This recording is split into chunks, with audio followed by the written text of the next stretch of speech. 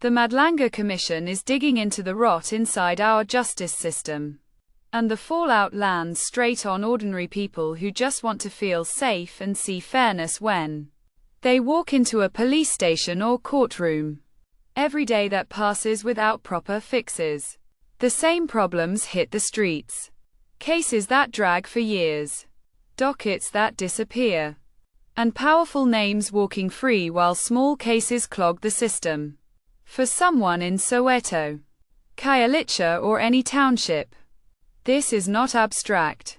When the National Prosecuting Authority and parts of the SAPS are compromised, bail gets granted too easily to repeat offenders.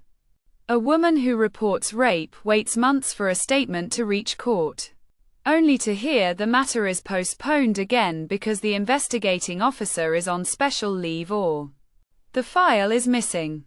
That is not just paperwork.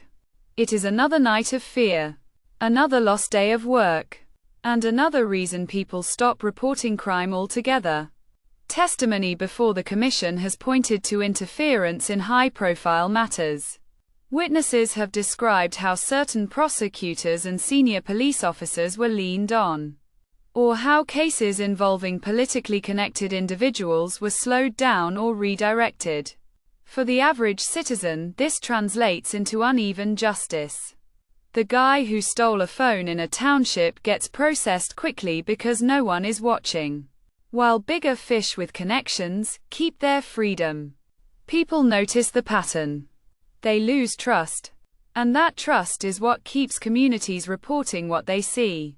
The economic side is just as direct. Small businesses in townships pay protection money or close early because policing is weak.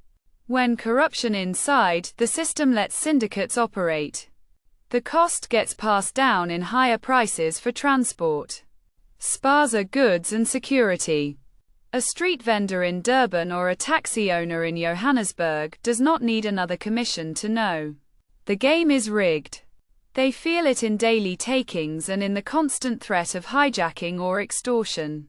At the same time, the commission is exposing how appointments and promotions were handled in ways that favored loyalty over competence.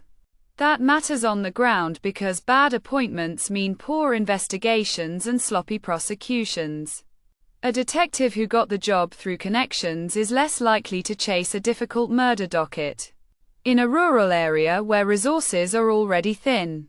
Families left waiting for answers end up burying their dead without closure. And the cycle of unsolved cases grows. Critics will say these inquiries take too long and produce reports that gather dust. That view has weight. Past commissions have named names and described problems without enough follow-through, leaving the same structures in place. But ignoring the evidence now would only deepen the damage. Ordinary South Africans already pay twice.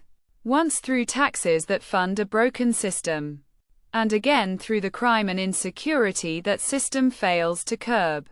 What the commission must deliver is not just names, but practical changes that reach the charge office and the magistrate's court. That means tighter rules on how cases are allocated, real protection for whistleblowers inside the police and NPA, and consequences that actually bite when interference is proven.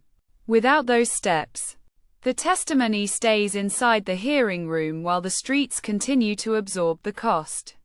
The urgency is real because every postponed case and every unpunished act of graft adds to the daily grind for people who cannot afford private security or lawyers.